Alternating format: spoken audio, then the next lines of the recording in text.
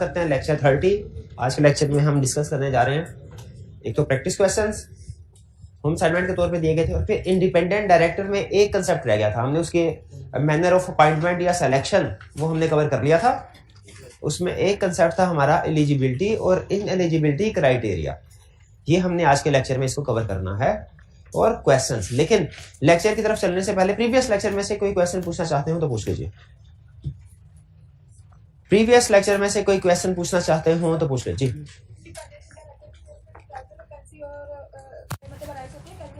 Independent director के case में भी कैजुअल वैकेंसी अराइज बिल्कुल हो सकती है, और उसका प्रोसीजर भी सेम होगा जो रेगुलर का होता है।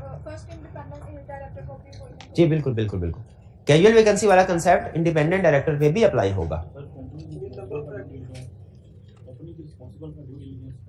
Company is responsible for due diligence. इसका मतलब ये है कि अगर किसी पर्सन ने जो इंडिपेंडेंट डायरेक्टर बनना चाहता है उसने वो इंस्टीट्यूट या बॉडी की वेबसाइट पे अपना जो सीवी या अपने पर्टिकुलर्स अपलोड किए हैं, हालांकि लॉ ने कहा है कि ये उसकी रिस्पॉन्सिबिलिटी है कि उनको accurate information, update information provide करेगा। लेकिन फर्ज कीजिए उसने कोई भी इन्फॉर्मेशन दी है तो इंस्टीट्यूट की जिम्मेदारी नहीं होगी कि वो वेरीफाई करे कि ये कैंडिडेट की इन्फॉर्मेशन करेक्ट है कि नहीं।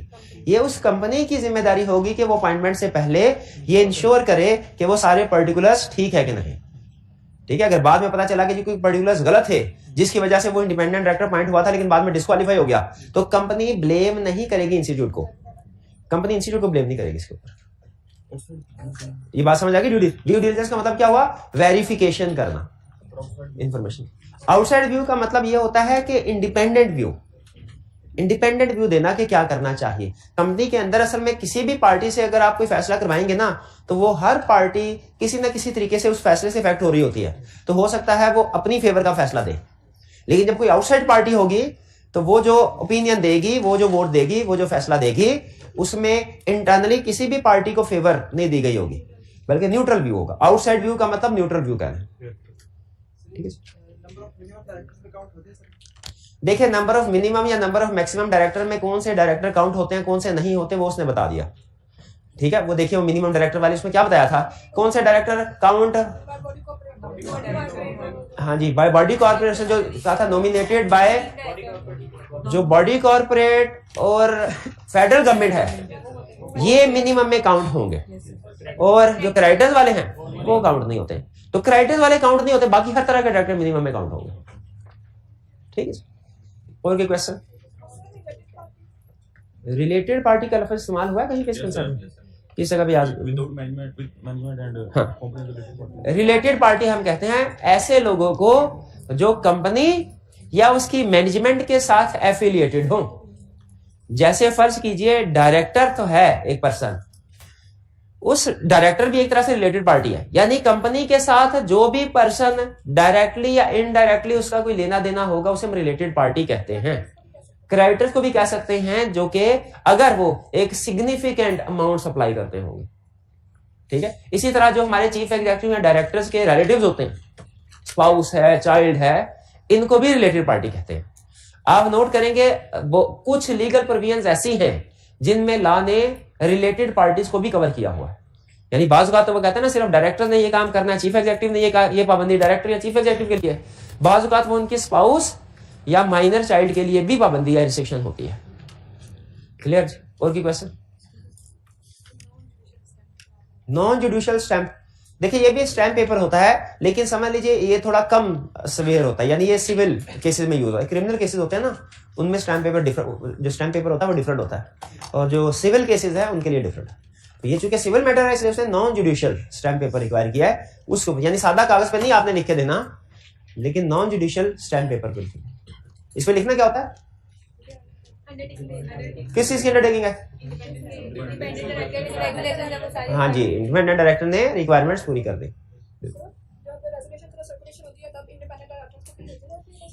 जब रेजोल्यूशन थ्रू सर्कुलेशन होती है तो सारे डायरेक्टर्स को भेजी जाती है। नहीं, सर्कुलेशन की रिम्यूनरेशन नहीं है, मीटिंग अटेंड करने की रिम्यूनरेशन है, रेजोल्यूशन थ्रू सर्कुलेशन की रिम्यूनरेशन है। और की क्वेश्चन?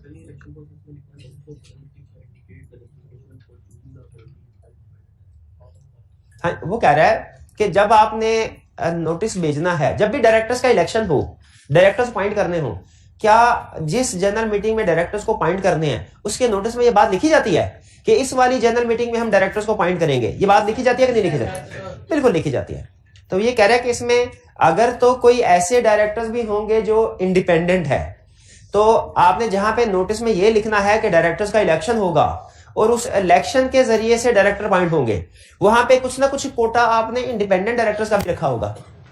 तो इंडिपेंडेंट डायरेक्टर्स को भी अपॉइंट करना है। कितने इंडिपेंडेंट डायरेक्टर को अपॉइंट करना है उसकी जस्टिफिकेशन लिखी जाएगी। हमारे सिलेबस में नहीं है, लेकिन एसएससीपी ने कहा हुआ है, मिनिमम अमाउंट बताई हुई है कि आपके बोर्ड में कम से कम इतने डायरेक्टर इंडिपेंडेंट होने चाहिए। 1/3 लिखा हुआ है? नहीं, यहाँ पे हमारे सिलेबस में नहीं है। तो इसके अगर ज्यादा भी अगर आप अपॉइंट करना चाहें तो कर सकते हैं। तो कहता है जस्टिफाई आपने करना है, कितने डायरेक्टर्स को अपॉइंट करेंगे एज इंडिपेंडेंट डायरेक्टर, और उसकी जस्टिफिकेशन ही आपने लिखनी है। ठीक है, और कोई question? Ji ji.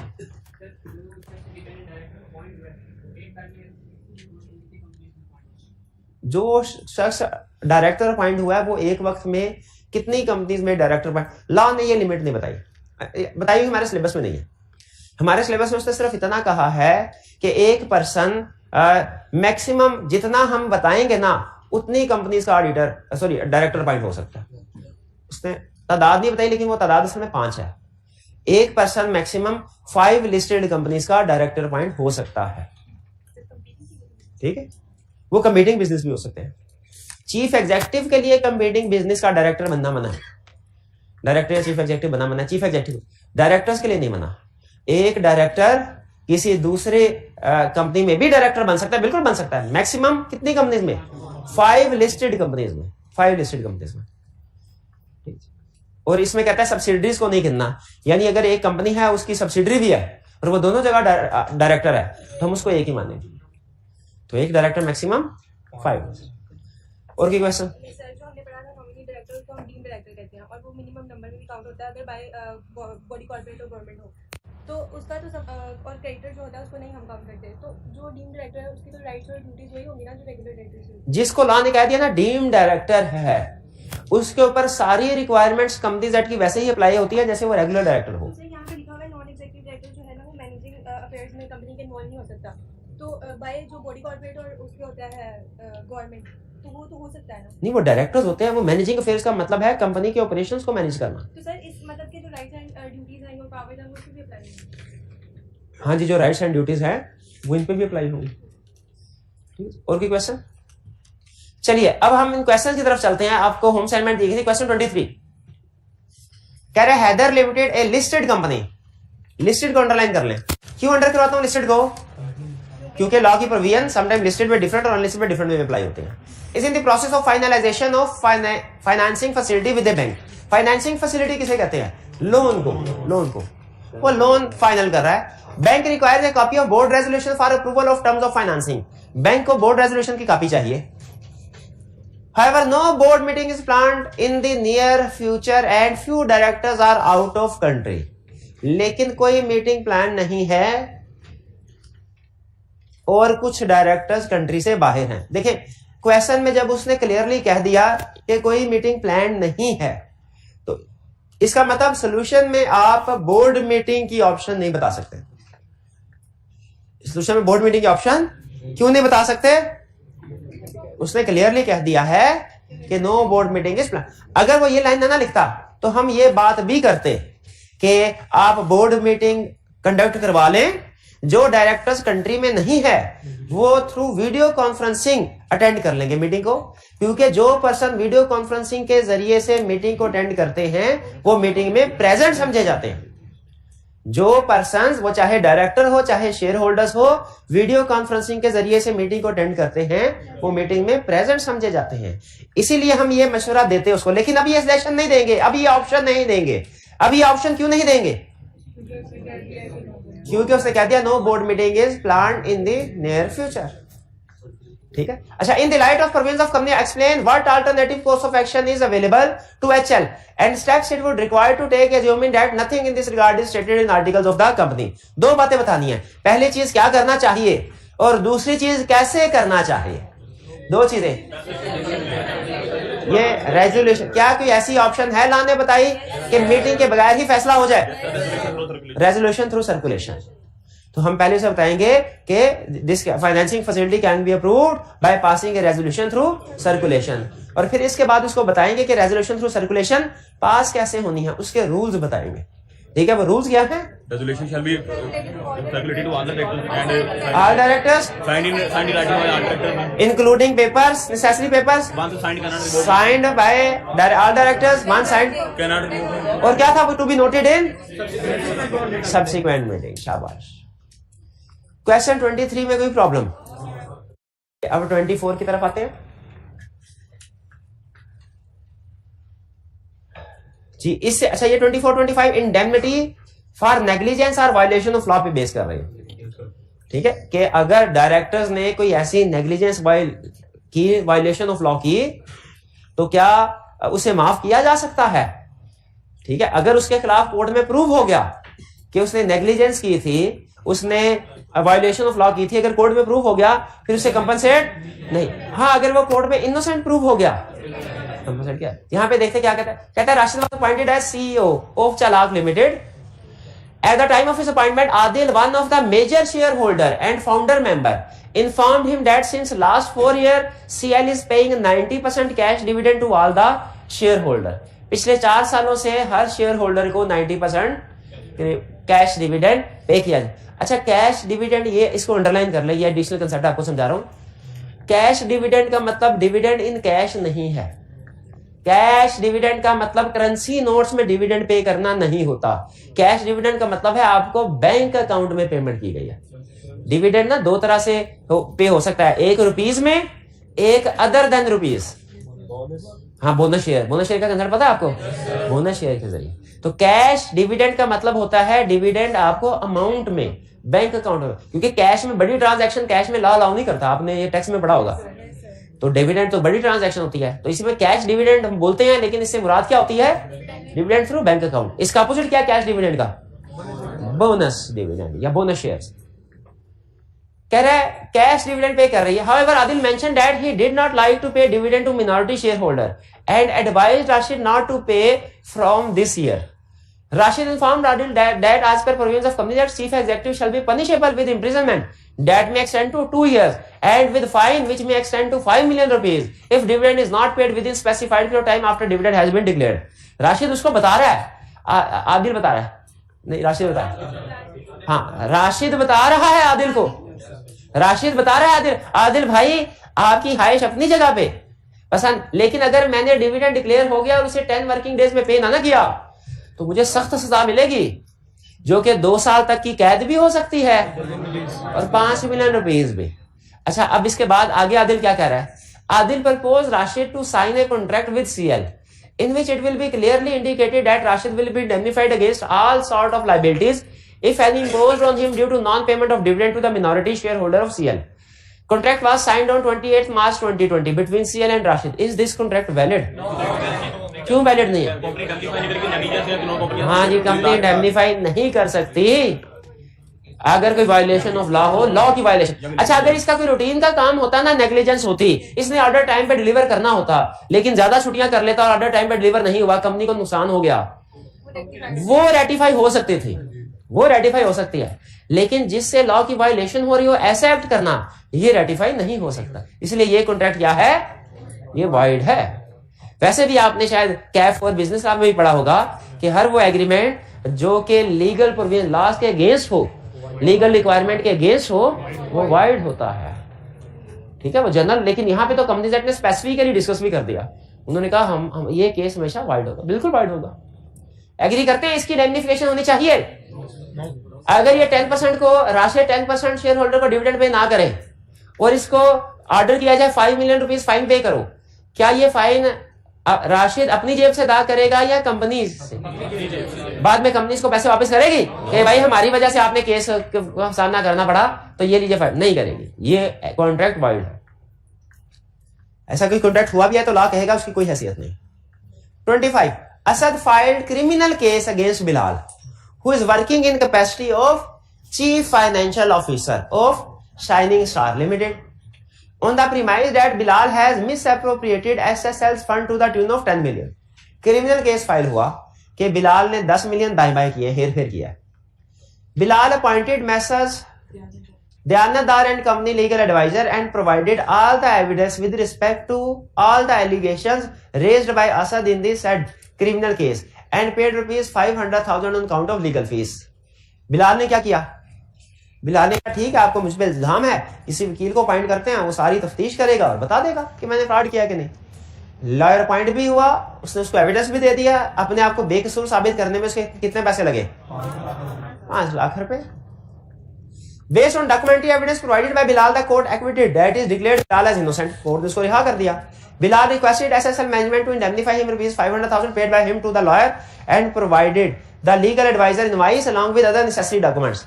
Can SSL indemnify Bilal in the above situation? ऊपर वाले में indemnification नहीं हो, इसमें indemnification क्यों हो सकती है? इसमें innocent, एक तो ये कि इसने लॉ की वायलेशन कोई नहीं की, और दूसरा जो इस पे इल्जाम लगा था वो इसकी ऑफिशियल कैपेसिटी में इल्जाम लगा था। ये इसका पर्सनल कैपेसिटी होती तो हम कहते हैं पर्सनल मैटर है, ठीक है। अगर फर्ज कीजिए इसका अपने भाई के साथ कोई प्रॉपर्टी का झगड़ा होता जिसमें वकील को फीस पे करता और जीत जाता, तो क्या वो लॉयर की फीस इंडेमनिफाई होती? नहीं, क्योंकि वो पर्सनल कंपनी से रिलेटेड नहीं, क्योंकि कंपनी से रिलेटेड था, ऑफिशियल कैपेसिटी में उसे डिफेंड करना पड़ा अपने आप को, तो इसको इंडेमनिफाई कर सकती है। आगे ऊपर लिखा हुआ ना, a company can indemnify them for defending themselves in legal proceeding in relation to company. Legal proceeding in relation to company, personal relationship में जो प्रोसीडिंग होती है उनके लिए इंडेमनिफिकेशन नहीं होगी, इन विच दे आर प्रूवन इनोसेंट। मैं क्लियर? इसमें कोई प्रॉब्लम तो नहीं है? चलिए जी, अब ये थे हमारे अब हाँ वॉल्यूम 2 के क्वेश्चन आते हैं। 25 ये भी रहता है, चलिए वो भी करते हैं। लग था 25, ये तो पास पेपर का क्वेश्चन है, ये तो अच्छा किया याद करवा दिया आपने। Election of excellent technology limited a listed company schedule to be held on 15 October 2020। ठीक है, इलेक्शन करवाएं, अच्छी बात है। The board of directors have requested Mohsin, one of the leading engineers, to contest the upcoming election as non executive directors for adding value to the board. उन्होंने कहा जी आप non executive director के तौर पे अपॉइंट हो जाएं, आप इंजीनियर हैं।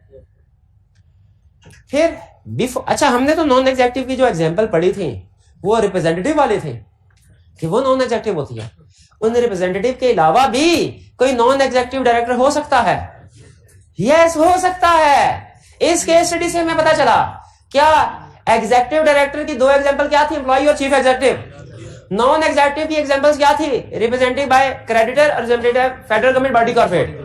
क्या कोई और भी नॉन एग्जीक्यूटिव की एग्जांपल है? यस है, यस है, हाँ जी। और वो इंडिपेंडेंट भी हो सकते हैं, ठीक है, वो इंडिपेंडेंट, क्योंकि अगर देखा जाए तो एग्जीक्यूटिव डायरेक्टर तो इंडिपेंडेंट है ही नहीं। नॉन एग्जीक्यूटिव भी जो रिप्रेजेंट कर रहे हैं ना, ये इंडिपेंडेंट नहीं है, इसका कंफ्लिक्ट ऑफ इंटरेस्ट है। तो मेरा क्वेश्चन आपसे ये है कि जो हमने एग्जांपल्स पढ़ी थी एग्जीक्यूटिव और नॉन एग्जीक्यूटिव डायरेक्टर की 4, क्या उनके अलावा भी नॉन एग्जीक्यूटिव डायरेक्टर हो सकते हैं? बिल्कुल हो सकते हैं, हो सकते हैं। और ये वाले हैं वो नॉन एग्जीक्यूटिव डायरेक्टर जो इंडिपेंडेंट डायरेक्टर बनने के हकदार हैं। जो रिप्रेजेंट कर रहे होते हैं वो इंडिपेंडेंट डायरेक्टर बनने के हकदार नहीं है। क्यों? केस स्टडी में टेस्ट करेगा, समझ रहे हैं बात को?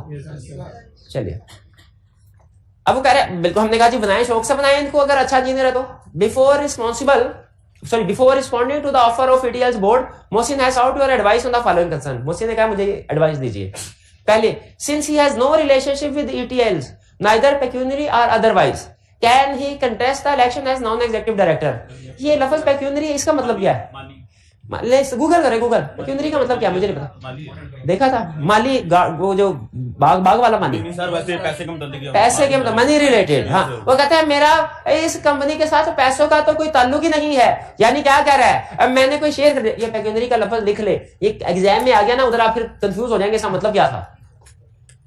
एग्जामिनर इसे आके कभी कभार मुश्किल अल्फाज यूज कर लेता है। फाइनेंस बेस कहते मेरा, मैंने यानी क्या कह रहा है, आसान अल्फाज में, आसान भाषा में कह रहा है मैंने शेयर्स खरीदे ही नहीं है कंपनी के, तो क्या मैं डायरेक्टर बन सकता हूं? और अदरवाइज का मतलब क्या है? कह रहा माली भी नहीं, कोई और रिलेशनशिप भी नहीं है, ये कंपनी के साथ कोई लेना देना नहीं है मेरा, क्या मुझे non since no can he contest the election as non executive director? बिल्कुल हो सकता है, नॉन एग्जीक्यूटिव डायरेक्टर बिल्कुल हो सकता है, बल्कि ये तो आगे फर्दर इंडिपेंडेंट डायरेक्टर भी बन सकता है, इंडिपेंडेंट डायरेक्टर भी बन सकता है। फिर कह रहा है What would he be subjected to? Sorry, would he be subjected to unforeseen liability? अचानक अगर कोई लाइबिलिटी आ जाती है जिसका पहले से अंदाजा नहीं था, जैसे अचानक डब्बों में से चर्च निकल आती है, तो क्या उसकी कोई लाइबिलिटी होगी? That may rise due to adverse action. हाँ, अगर तो उसके नॉलेज और कंसेंट से हुआ है एक्शन तो लाइबल है, वरना लॉ ने नॉन एग्जीक्यूटिव डायरेक्टर और इंडिपेंडेंट डायरेक्टर को रियायत दी है कि उनकी लाइबिलिटी राइज नहीं होगी, क्योंकि वो कंपनी के अफेयर्स में normally non executive director, independent director ये कंपनी के अफेयर्स में इन्वॉल्व नहीं होते। जी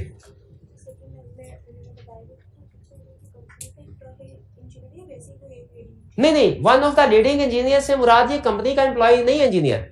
इसमें जो इंजीनियर कह रहे हैं वो उसको कह रहे हैं कि इसकी इसके पास स्किल है कोई जिसकी वजह से हम इसको डायरेक्टर अपॉइंट करें। इसका ये मतलब नहीं है कि ये कंपनी का एम्प्लॉय है।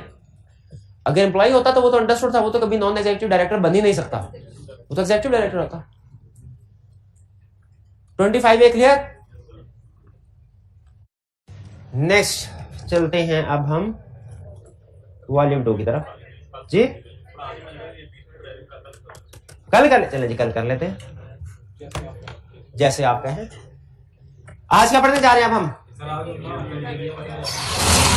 किसका क्राइटेरिया? सबसे अहम चीज जो आपने जहन में रखनी है वो ये कि ये क्राइटेरिया इंडिपेंडेंट डायरेक्टर का है, डायरेक्टर का नहीं। इससे पहले हम डायरेक्टर का क्राइटेरिया भी पढ़ चुके हैं। ये डायरेक्टर का क्राइटेरिया नहीं है, इंडिपेंडेंट है, ठीक है। और बल्कि ये उससे भी समझ लीजिए ज्यादा सख्त है। यानी ये तो हो सकता है कि कोई पर्सन डायरेक्टर हो और इंडिपेंडेंट डायरेक्टर ना हो, बिल्कुल ये हो सकता है, ठीक है। क्या वो जो डायरेक्टर्स में इनएलिजिबिलिटी क्राइटेरिया पड़ा था वो इन पे अप्लाई होगा? देखें, जो इंडिपेंडेंट डायरेक्टर है ना, प्रैक्टिकली उसने डायरेक्टर का क्राइटेरिया भी मीट करना है और फिर उसके बाद इंडिपेंडेंट का क्राइटेरिया भी मीट करना है, दोनों मीट कर। भाई जो डायरेक्टर नहीं है क्या वो इंडिपेंडेंट डायरेक्टर बन सकता है? तो इंडिपेंडेंट डायरेक्टर पे रेगुलर डायरेक्टर की प्रोविजंस भी अप्लाई होंगी, ये असूल ध्यान में रखिएगा। इन्होंने उसके अलावा मजीद ये रिक्वायरमेंट्स पूरी करने। क्या बताया? इंडिपेंडेंट डायरेक्टर पे डायरेक्टर्स वाली रिक्वायरमेंट भी अप्लाई होंगी, वो एलिजिबिलिटी और इनएलिजिबिलिटी। उसके अलावा ये भी, अच्छा केस स्टडी में अगर आपसे कह दे कि ये सिचुएशन है, बताइए रेगुलर डायरेक्टर के बारे में पर्सन पॉइंट हो सकता है कि नहीं, तो आपने जब इंडिपेंडेंट का लफ्ज नहीं ना लिखा हुआ रिक्वायरमेंट में, तो फिर आपने रेगुलर क्राइटेरिया जो पहले पढ़ा वही अप्लाई करना है। जब इंडिपेंडेंट डायरेक्टर का लफ्ज लिखा हुआ है तो फिर आपने ये वाला क्राइटेरिया भी अप्लाई करना होगा, वो वाला भी करना होगा जो रूटीन वाला है, और ये जो आज पढ़ने जा रहे हैं ये भी करना होगा। समझ आए? अब ये अलग बात कि जब भी वो इंडिपेंडेंट डायरेक्टर का क्वेश्चन टेस्ट सेट करता है ना, वो आपको इंफॉर्मेशन ही इन पॉइंट्स की देता है, उस तरफ लेके नहीं जाता। बात समझ आई? रेगुलर डायरेक्टर पे सिर्फ रेगुलर क्राइटेरिया अप्लाई होगा, इंडिपेंडेंट डायरेक्टर है इस पे रेगुलर प्लस इंडिपेंडेंट, क्योंकि इंडिपेंडेंट डायरेक्टर होने के लिए डायरेक्टर होना भी जरूरी है। चलिए आप डायरेक्टर बन गए सारे, 20 पर्सन बैठे हुए हैं एज डायरेक्टर, क्या कैंडिडेट है। इनमें से किन पर्सन को हम इंडिपेंडेंट डायरेक्टर अपॉइंट कर सकते हैं? अगेन एक इसका क्राइटेरिया है एलिजिबिलिटी और एक इनएलिजिबिलिटी। एलिजिबिलिटी का मतलब जो चीजें होना जरूरी है, और इनएलिजिबिलिटी का मतलब जो चीजें ना होना जरूरी है। एलिजिबिलिटी में ग्रेजुएट हो या प्रोफेशनल कहते हैं, chartered accountant, cost and management accountant, ACCA, ठीक है, ये जो प्रोफेशनल डिग्री हासिल करते हैं। कहता है इंडिपेंडेंट डायरेक्टर बनने के लिए जरूरी है या तो आप ग्रेजुएट हो, BA वगैरह किया हो, या आपने कोई CA वगैरह किया हो, प्रोफेशनल डिग्री है, विद 5 ईयर एक्सपीरियंस, 5 साल के तजर्बे के साथ, इन रेलिवेंट डिसिप्लिन। यानी अगर आप डायरेक्टर बनना चाहते हैं अकाउंटिंग एंड फाइनेंस का, तो आपको अकाउंटिंग एंड फाइनेंस का 5 साल का तजुर्बा होना चाहिए। अगर मार्केटिंग का डायरेक्टर बनना चाहते हैं, मार्केटिंग का 5 साल का, यानी ग्रेजुएशन या प्रोफेशनल डिग्री तो होनी चाहिए ही, साथ ही साथ एक्सपीरियंस भी होना चाहिए। हाँ जी। और अगर आपके पास डिग्री नहीं है लेकिन तजर्बा है, डिग्री नहीं है मैट्रिक पास लेकिन तजर्बा बहुत है, तो इस सूरत हाल में आपके पास तजर्बा होना चाहिए 15 ईयर एक्सपीरियंस। अगर आपके पास सिर्फ एक्सपीरियंस है तो वो 15 ईयर्स का होना चाहिए। अगर आपके पास डिग्री प्लस एक्सपीरियंस दोनों है तो फिर एक्सपीरियंस 5 ईयर्स। अच्छा जरा सोच के बताइए, डायरेक्टर का जो एलिजिबिलिटी क्राइटेरिया था उसमें क्या ये चीज थी? ये चीज नहीं थी। ठीक है, हाँ जी बिल्कुल। आगे चलते हैं, आगे चलते हैं। इन एलिजिबल, अच्छा फिर कह रहे हैं फिर इसके साथ साथ डायरेक्टर ये साबित करें या ये कमिट करें कि वो रीजनेबल टाइम देगा कंपनी को। ऐसा नहीं बोर्ड मीटिंग रखी है तो वो आके कह दे कि जी हमारे पास टाइम नहीं है। रीजनेबल टाइम होगा इसके पास, प्लस जब उसको अपॉइंट कर लिया गया उसके बाद उसने अगर पहले से ट्रेनिंग प्रोग्राम नहीं किया हुआ, डायरेक्टर्स का ट्रेनिंग प्रोग्राम होता है, अगर पहले से ट्रेनिंग प्रोग्राम नहीं किया तो अब ट्रेनिंग प्रोग्राम कंप्लीट करेगा जिसमें डायरेक्टर को सिखाया जाता है कि उनकी कॉर्पोरेट रिस्पॉन्सिबिलिटीज क्या हैं। तो एलिजिबिलिटी क्राइटेरिया में क्या बात हमें समझ आई? ग्रेजुएट हो या प्रोफेशनल विद 5 ईयर एक्सपीरियंस, और अगर सिर्फ एक्सपीरियंस है तो 15 ईयर्स का हो। लेकिन साथ में 2 चीजें कमिट करनी है उसने। एक है रीजनेबल टाइम देगा कंपनी की मीटिंग, ट्रेनिंग प्रोग्राम कंप्लीट करेगा अगर ऑलरेडी उसने नहीं किया। अगर एक दफा कंप्लीट कर लिया तो फिर बार बार करने की जरूरत नहीं है। ठीक है, क्योंकि हो सकता है एक कंपनी के इंडिपेंडेंट डायरेक्टर की अपॉइंटमेंट कंप्लीट कर लिया तो दूसरी कंपनी में जब वो इंडिपेंडेंट डायरेक्टर बनने जा रहा है क्या दोबारा से ट्रेनिंग करेगा? अब है इन एलिजिबिलिटी क्राइटेरिया। पहला, chief executive of company or its associated company. Associated company पता है आपको क्या होती है?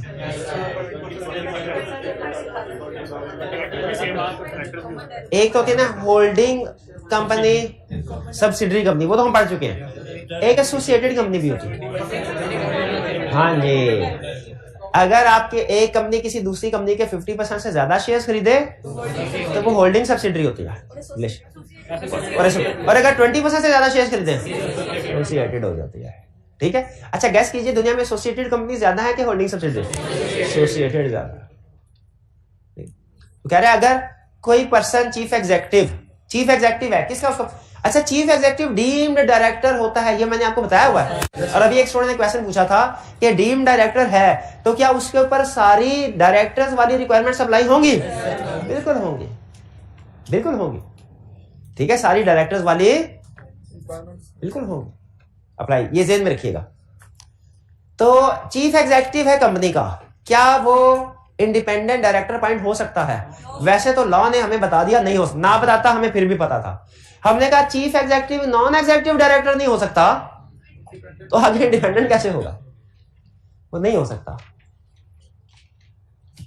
इससे एग्री करते हैं? चीफ एग्जीक्यूटिव डायरेक्टर तो है, डीएम डायरेक्टर तो है, इंडिपेंडेंट डायरेक्टर नहीं है। अच्छा किसी एसोसिएटेड कंपनी का चीफ एग्जीक्यूटिव वो इंडिपेंडेंट डायरेक्टर अपॉइंट हो सकता है? वो भी नहीं हो सकता। पहले बताया चीफ एग्जीक्यूटिव वाली बात समझ आ गई, इसको टिक करें, टिक करें। उधर वाले क्राइटेरिया में पढ़ा था चीफ एग्जीक्यूटिव डायरेक्टर होता है, ये पढ़ा था। यहां पे क्या पढ़ रहे हैं? चीफ एग्जीक्यूटिव इंडिपेंडेंट डायरेक्टर नहीं होता। आगे चलते हैं। Employ of the company or its subsidiary current last 3 years. ये ना जहां जहां पे पीरियड लिखा हुआ ना इसको ध्यान में रखिएगा। इसका मतलब है अगर वो पिछले 3 सालों में भी चीफ एग्जीक्यूटिव एम्प्लॉय रहा है ना तो इंडिपेंडेंट डायरेक्टर अपॉइंट नहीं हो सकता। दूसरी बात भी नहीं जरूरत थी इसको कहने की, नहीं जरूरत थी कहने की। क्या कह रहा है भला? कंपनी का एम्प्लॉय है उसका इंडिपेंडेंट डायरेक्टर अपॉइंट नहीं हो सकता। तो हमें पता है कंपनी का जो एम्प्लॉय होता है वो तो एग्जीक्यूटिव डायरेक्टर होता है, वो नॉन एग्जीक्यूटिव थोड़े होता है। तो नॉन एग्जीक्यूटिव नहीं है तो इंडिपेंडेंट डायरेक्टर तो बिल्कुल ही नहीं है, क्योंकि नॉन एग्जीक्यूटिव में से ही कुछ इंडिपेंडेंट होते हैं कुछ नहीं होते। सुनाए बात अपनी मेरे भाई। ये तो कंपनी के नॉर्मल एम्प्लॉय की बात नहीं हो रही, कंपनी के नॉर्मल एम्प्लॉय की बात होती है। देखिए मैं ये नहीं कह रहा डायरेक्टर हो ही नहीं सकता, कंपनी का एम्प्लॉय डायरेक्टर हो सकता है लेकिन वो एग्जीक्यूटिव डायरेक्टर होगा, इंडिपेंडेंट डायरेक्टर नहीं होगा, ये बता रहा हूं आपको। और सिर्फ इस कंपनी का एम्प्लॉय नहीं, इसके किसी सब्सिडरी का भी एम्प्लॉय हो वो भी इंडिपेंडेंट डायरेक्टर है।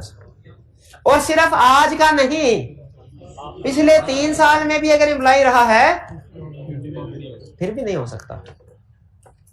ये समझ आएगा? अच्छा ये बात भी उसे करने की जरूरत क्यों? ये तो हमें पहले से पता थी कि ये चीफ एग्जीक्यूटिव और एम्प्लॉय तो दोनों एग्जीक्यूटिव डायरेक्टर होते हैं, ये तो पहले से ही पता थी। अब अगली एग्जांपल में ट्विस्ट है। अभी तक हमने क्या स्टडी किया? चीफ एग्जीक्यूटिव और एम्प्लॉय ऑफ द कंपनी। अभी तक जो 2 प्रोविजंस पढ़ाई है, ये भाई दोनों प्रोविजंस कंप्लीट बता दे मुझे, 100 रुपया इनाम दूंगा। ये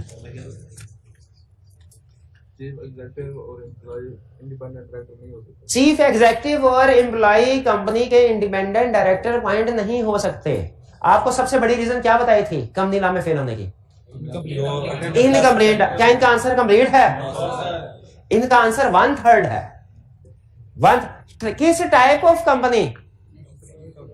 ये टाइप आगे फर्दर ये तो बताया ही नहीं। 3 साल टाइम पीरियड ये भी नहीं बताया, सिर्फ इतना याद है चीफ एग्जीक्यूटिव। आगे पब्लिक है कि प्राइवेट है, होल्डिंग है कि सब्सिडरी है, एसोसिएटेड, ये बताया ही नहीं। और टाइम पीरियड भी नहीं बताया। और इसी को आईकैप टेस्ट करेगा। आपका ख्याल है आईकैप बेसिक कंसेप्ट को टेस्ट करेगा कि डिटेल में? डिटेल में। फिर आप कहेंगे पेपर मुश्किल बन गया। वो आपने तैयारी आसान की थी, आईकैप ने पेपर मुश्किल नहीं बनाया। आपने क्या किया था? तैयारी ही आसान पेपर की थी। आईकैप की थोड़ी गलती है, थोड़ी गलती है। अब 50 रुपए, 50 रुपए। ये दोनों प्रोविजंस आप सुना दीजिए मुझे अभी जो पढ़ाई है। अब उधर नहीं देखना आपने, व्हाइट बोर्ड की तरफ नहीं देखना। Chief executive of the company or its associated company for last 3 years। ये एसोसिएटेड कंपनी सही बोला है इन्होंने? Holding subsidiary. अच्छा आगे और दूसरा, employ of the company or its subsidiary. Holding तो नहीं है, एसोसिएटेड तो नहीं है, सही बोला। हाँ जी, इन 3 years। शाबाश शाबाश, दीजिए प्राइज। तो आपने कंप्लीट प्रोविजन याद रखनी है, स्टेटस भी और टाइम पीरियड भी। आगे चलते हैं। अच्छा आगे इसको थोड़ी देर के लिए दे। Directors nominated by creditors, government और बॉडी कॉर्पोरेट। हाँ, ये नॉन एग्जीक्यूटिव डायरेक्टर तो है, इंडिपेंडेंट नहीं है। क्योंकि कंफ्लिक्ट ऑफ इंटरेस्ट की वजह से। कंफ्लिक्ट ऑफ कुछ ना कुछ तो इनका कंफ्लिक्ट ऑफ इंटरेस्ट होगा, क्योंकि ये जिस फेडरल गवर्नमेंट बॉडी को रिप्रेजेंट कर रहे हैं उनकी वजह से। जी हाँ, मे और बिल्कुल। तो यहाँ पे देखें ना, इसका मतलब ये हुआ नॉन एग्जीक्यूटिव डायरेक्टर मे और मे नॉट बी इंडिपेंडेंट। का मतलब पता क्या है कि कुछ नॉन एग्जीक्यूटिव डायरेक्टर इंडिपेंडेंट हो सकते हैं और कुछ नॉन एग्जीक्यूटिव डायरेक्टर इंडिपेंडेंट नहीं हो सकते। फिर से नॉन एग्जीक्यूटिव डायरेक्टर मे और मे नॉट बी इंडिपेंडेंट। इसका मतलब क्या? कुछ नॉन एग्जीक्यूटिव डायरेक्टर इंडिपेंडेंट हो सकते हैं और कुछ नहीं हो सकते। जैसे मुझे बताइए, जो रिप्रेजेंटेटिव हो, क्या ये नॉन एग्जीक्यूटिव डायरेक्टर तो हैं? क्या इंडिपेंडेंट डायरेक्टर हो सकते हैं? नहीं हो सकते। और वो जो अभी हमने केस स्टडी की मोहसिन वाली, उसमें मोहसिन जो इंजीनियर था, उस कह रहा था मेरा कोई ना पेक्यूनरी फाइनेंशियल ना अदरवाइज कोई रिलेशनशिप है, वो भी नॉन एग्जीक्यूटिव डायरेक्टर ही था। क्या वो इंडिपेंडेंट डायरेक्टर भी हो सकता है?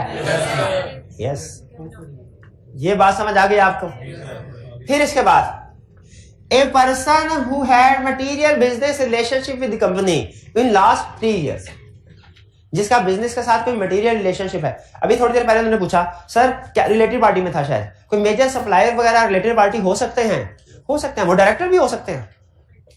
वो डायरेक्टर भी, अगर कोई मेजर सप्लायर है, वो कंपनी के शेयर्स खरीद ले, डायरेक्टर का इलेक्शन लड़ ले, क्या वो डायरेक्टर बन सकता है? लेकिन वो इंडिपेंडेंट डायरेक्टर नहीं होगा। उसका इंटरेस्ट है कहीं ऐसा ना, क्यों नहीं? वो तो ये चाहेगा जो मेरे से चीजें खरीद रहे हैं उनका रेट बढ़ता जाए।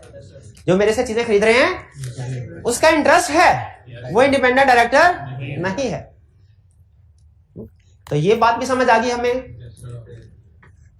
चारों प्रोविजन समझ। देखिए पहली कौन सी थी? इंडिपेंडेंट डायरेक्टर है, रूटीन वाला डायरेक्टर नहीं, वो तो आसान थी, एक एक दो लफ्ज थे सारे। वो सी नहीं है, माइनर है, अनसाउंड माइंड है, मेंबर नहीं वगैरह।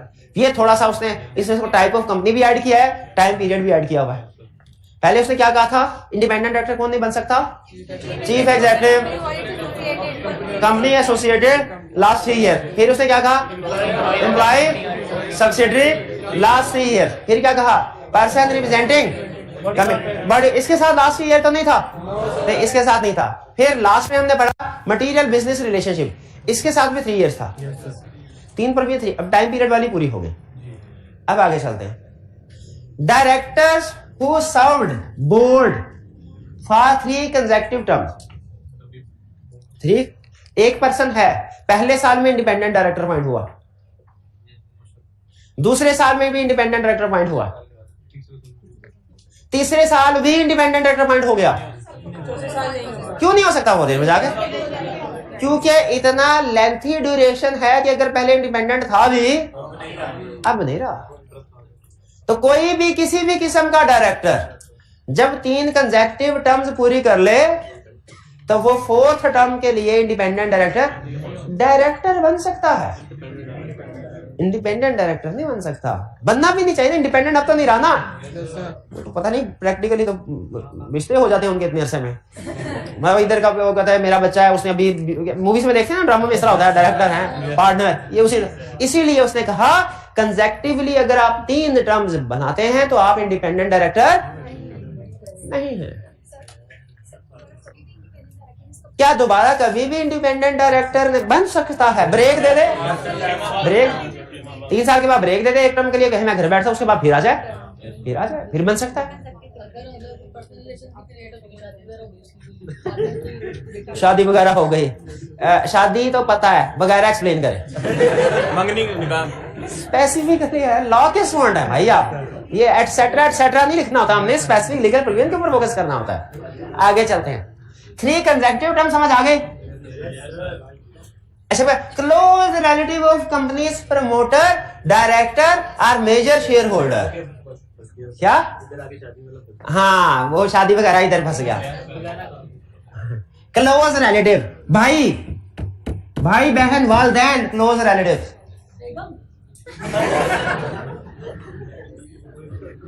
डिपेंड करता है किसकी,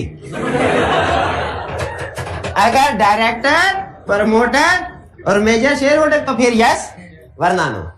क्लोज रिलेटिव में याद रखिएगा, असल में ऊपर हमें वो ये बता गया कि चीफ एग्जीक्यूटिव या एम्प्लॉय जो होते हैं ना, ये तो इंडिपेंडेंट डायरेक्टर अपॉइंट नहीं हो सकते। अब यहां पे उनके क्लोज रिलेटिव्स को भी एक तरह से कवर कर रहा है कि जो डायरेक्टर्स हैं, प्रमोटर आपको पता ना क्या है, और मेजर शेयर होल्डर, इनके रिलेटिव्स भी इंडिपेंडेंट डायरेक्टर अपॉइंट नहीं हो सकते। अच्छा, अब आप ध्यान में रखें, एक ये सारी प्रोविजंस आपने पढ़ ली, एक मैंने आपको छुड़वा दिया, कौन सी वाली?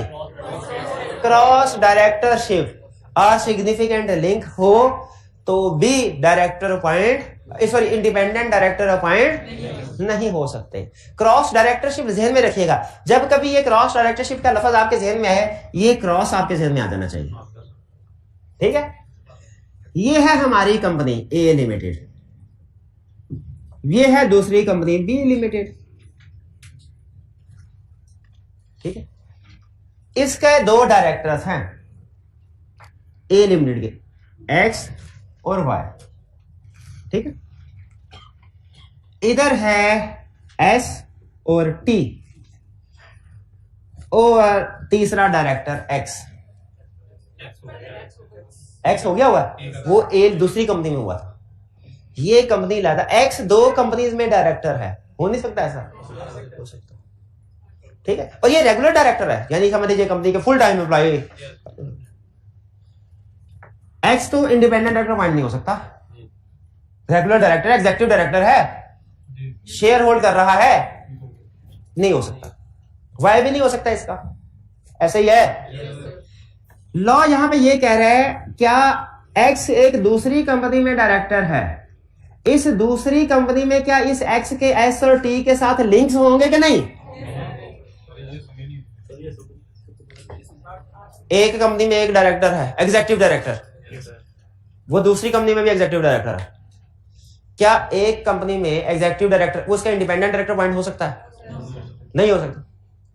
दूसरी, अच्छा, अब वो ये कह रहा है, एक्स कह रहा है ए लिमिटेड को, ओ भाइयों मुझे ना एग्जीक्यूटिव डायरेक्टर अपॉइंट करो, मुझे पता है मैं नहीं हो सकता, मुझे ना इंडिपेंडेंट डायरेक्टर अपॉइंट करो, मुझे पता है मैं इंडिपेंडेंट डायरेक्टर नहीं हो सकता, मुझे ना करो, एस और टी को कर दो। क्या एस और टी जिनका डायरेक्टली ए लिमिटेड में कोई लेना देना नहीं है, ना शेयर होल्डर, ना एम्प्लॉय, ना डायरेक्टर, ना चीफ एग्जीक्यूटिव, क्या वो अपॉइंट हो सकते हैं? क्यों नहीं हो सकते?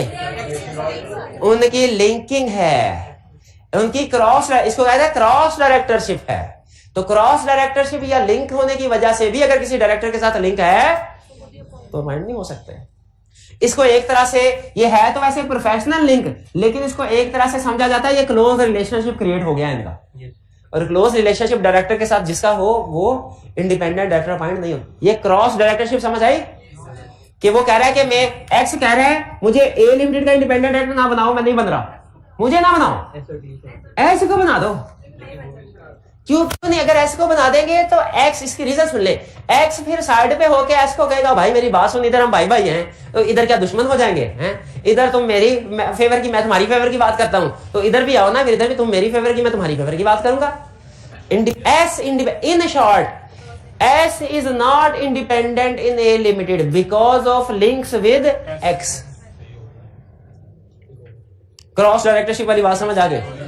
चलिए, अब मेरा जो सबसे बड़ा रिस्क फिर वही है कि ये ना हो एग्जाम में वो रेगुलर डायरेक्टर का एलिजिबिलिटी इनएलिजिबिलिटी पूछे और आप ये फिट कर दें, या इंडिपेंडेंट का पूछे और आप रिक्वायरमेंट में खास तौर पे देख लेना, अगर उसने मेंशन किया हुआ इंडिपेंडेंट डायरेक्टर तो इस कंसेप्ट की तरफ आ जाना आपने, और अगर वो साइलेंट इंडिपेंडेंट का लफ्ज नहीं है तो फिर नॉर्मल क्राइटेरिया अप्लाई करना है।